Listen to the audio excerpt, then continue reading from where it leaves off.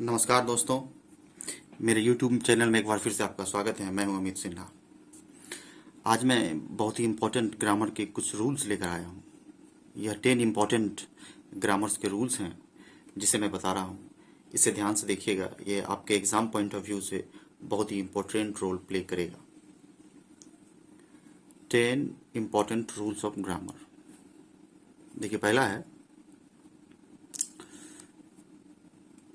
कि one of plus plural noun plus singular verb.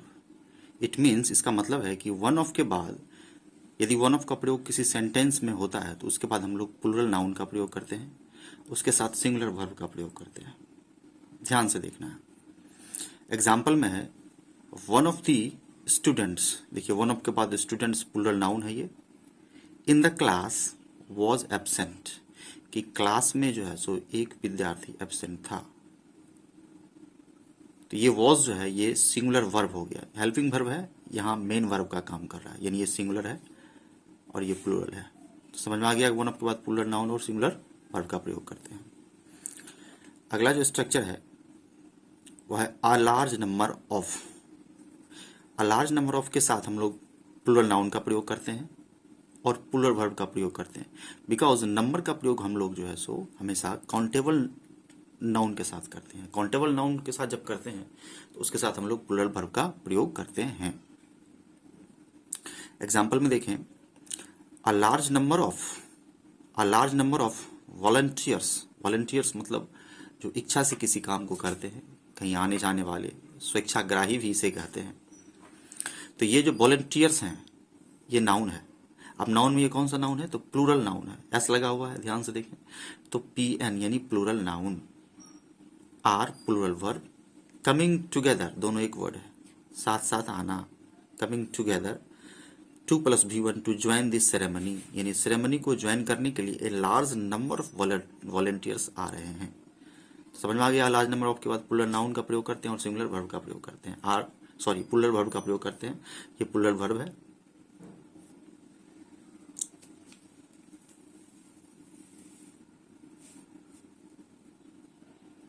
उसके बाद देखें, ये बहुत ही इंपॉर्टेंट ये भी है, इसी की तरह है। अ लार्ज नंबर का प्रयोग हम लोग काउंटेबल नाउन के साथ करते हैं, लेकिन अ लार्ज अमाउंट का प्रयोग, अमाउंट अनकाउंटेबल नाउन हो जाता है जिसे हम लोग काउंट नहीं कर सकते हैं। अ लार्ज अमाउंट ऑफ या अ ग्रेट डील ऑफ, इस दोनों का यूज हम लोग अनकाउंटेबल नाउन में करते हैं। इसके साथ जो है हम लोग सिंगुलर नाउन का प्रयोग करते हैं। According to structure of the grammar हम लोग सिंगुलर नाउन का प्रयोग करते हैं और सिंगुलर वर्ब का प्रयोग करते हैं अनकाउंटेबल नाउन के साथ। इसका एग्जाम्पल में देखें इसको, a large amount of time. As you know that, जैसा कि आपको पता है कि टाइम जो है सो अनकाउंटेबल नाउन है। टाइम, वाटर, कुछ मटेरियल चीजें, क्वालिटी, ये these are the uncountable noun. A large amount of time is required to finish this work.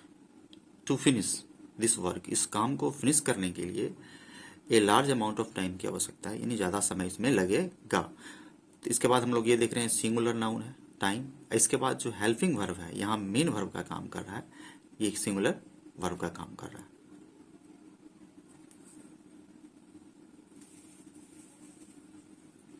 उसके बाद देखें, each, every, either, neither, none, no any, anybody, everybody, ये सारा चीज जो है इसके साथ हमेशा इस बात का ध्यान देना है कि each, every, either, neither, none, no any, anybody, everybody, ये सब हमेशा एक सिंगल को रिप्रेजेंट करता है, सिंगुलर सब्जेक्ट को रिप्रेजेंट करता है। इसीलिए इसके साथ जो है हम लोग सिंगुलर नाउन का और सिंगुलर वर्ब का प्रयोग करते हैं।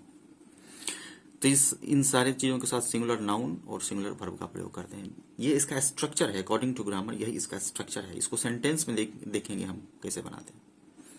देखिए, सेंटेंस में इसका यानी ये प्रॉपर इसका प्रयोग, ईच या एवरी, कंसेप्ट। अब देखिए, कंसेप्ट यदि एस लगा देते हैं इसमें तो ये प्लूरल हो जाता।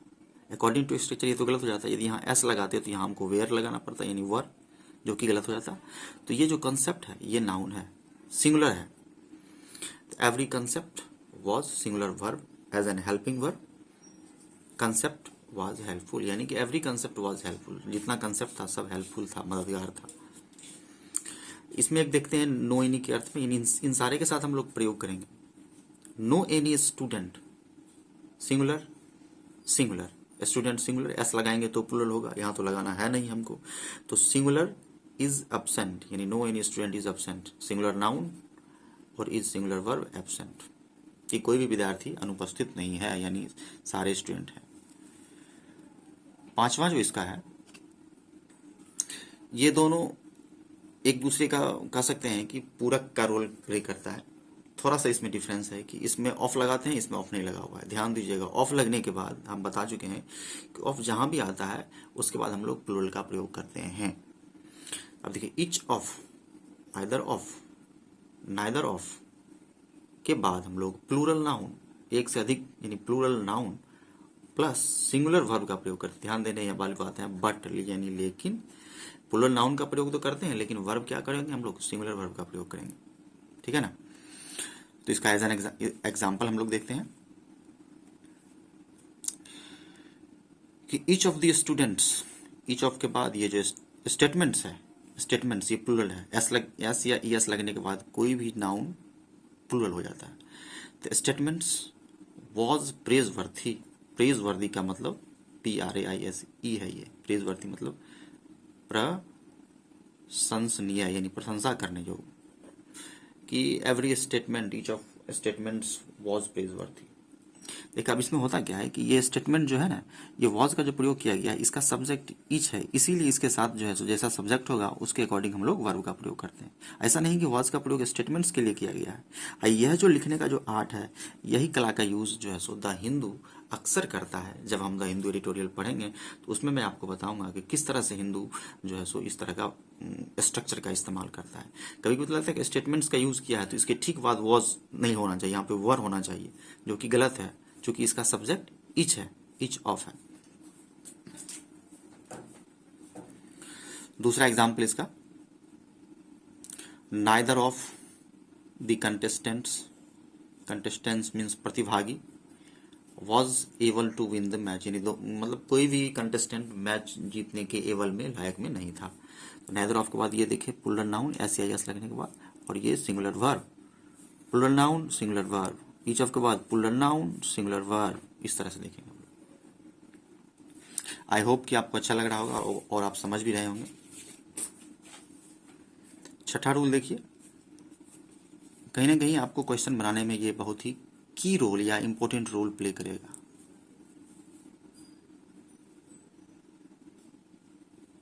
देखें, छठा रूल जो है कह रहा है कि use plural after different, several, a few, very few, यानी ये कुछ वर्ड्स हैं जैसे डिफरेंट है, सेवरल है, अ फ्यू है, वेरी फ्यू है। यदि इन सारे शब्दों का या वर्ड का प्रयोग होता है तो इसके बाद हम लोग प्लूरल का प्रयोग करते हैं।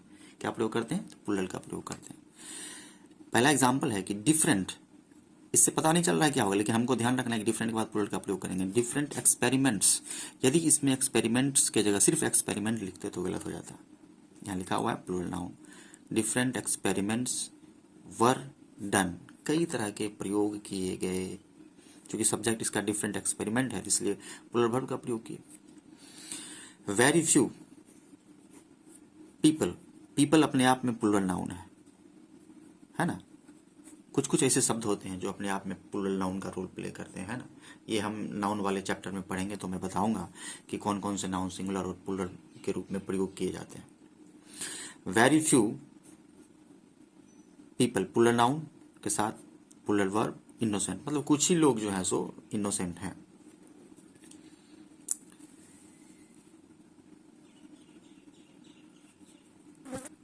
अगला देखें, सेवंथ,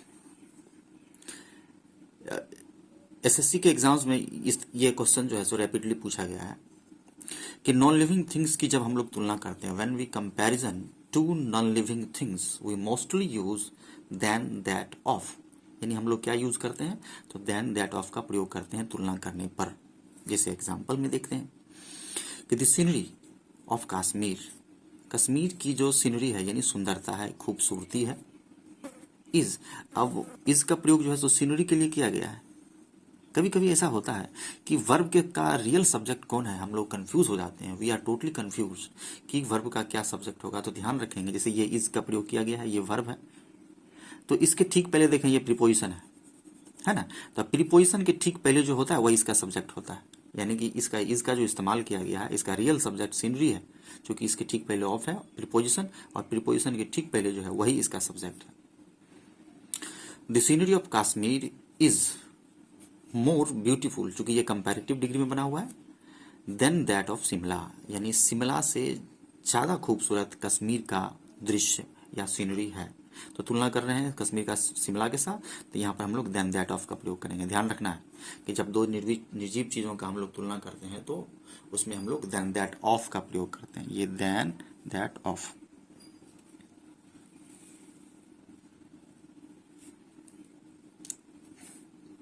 कई बार एग्जाम्स में ये भी क्वेश्चन है, सारे जो स्ट्रक्चर्स हैं वो एग्जाम में कहीं ना कहीं आपको देखने को जरूर मिलेंगे। दिमोर के साथ दिमोर का प्रयोग करना बड़ा ही फेमस और प्रचलित जो है सो स्ट्रक्चर है ये, दिमोर प्लस सेंटेंस प्लस दिमोर। एग्जाम्पल में देखें इसका प्रयोग, the more you work hard, the more you work hard the more you get, जितना ज़्यादा आप मेहनत करते हैं उतना ज़्यादा आप पाते हैं। द मोर के साथ यू वर्क लगा है, इसका रियल हम देख रहे हैं the more the more you work hard the more you get.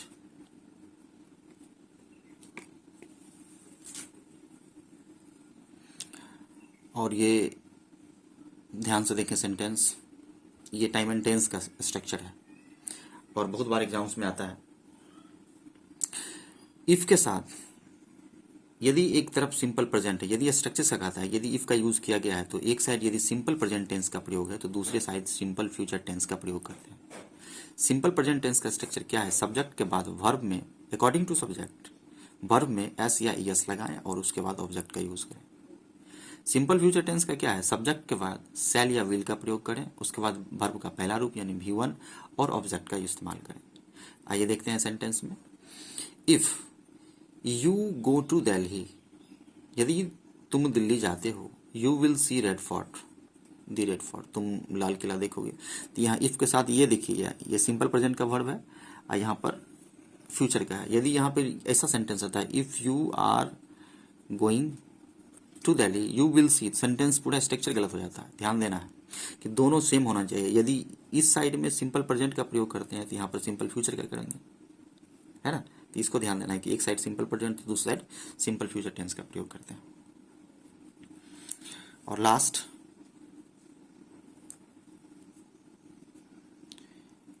की स्ट्रक्चर है कि यदि इफ या अनलेस का इस्तेमाल करते हैं सेंटेंस में, यदि इफ या अनलेस से सेंटेंस स्टार्ट करते हैं तो उसके साथ आगे हम लोग नॉट का प्रयोग अवश्य करेंगे। स्ट्रक्चर देखें, इफ या अनलेस प्लस नॉट आगे।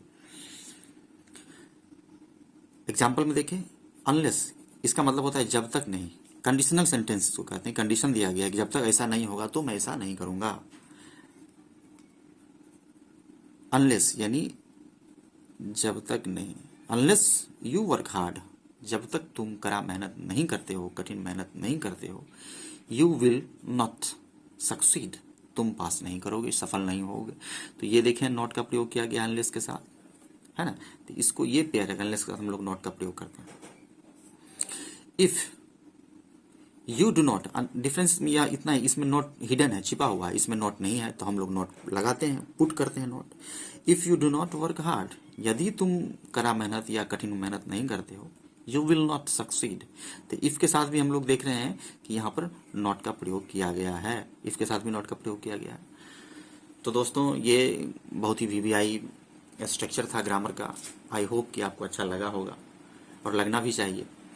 मैं प्रयास करूंगा कि जैसे जैसे आगे चैप्टर को डील करूंगा तो कई तरह के ग्रामेटिकल स्ट्रक्चर्स भी बताते चलूंगा। किसी तरह का प्रॉब्लम है आपको लग रहा है कि यहाँ समझने में, तो आप कमेंट में हमसे शेयर कर सकते हैं। आपको अच्छा लगा तो कमेंट करें, एक लाइक एक सब्सक्राइब तो जरूर करें और अपने फ्रेंड्स को भी शेयर करें, ताकि मैं आगे more and more video upload करता रहूँगा। अगला जो मैं वीडियो अपलोड करूँगा वो एडिटोरियल अपलोड करूँगा, और एडिटोरियल में कई तरह के स्ट्रक्चर, जितने भी स्ट्रक्चर हैं कि वहाँ कैसे उसको यूज़ करेंगे उसको मैं बताऊँगा। तो बने रहें, थैंक यू, धन्यवाद।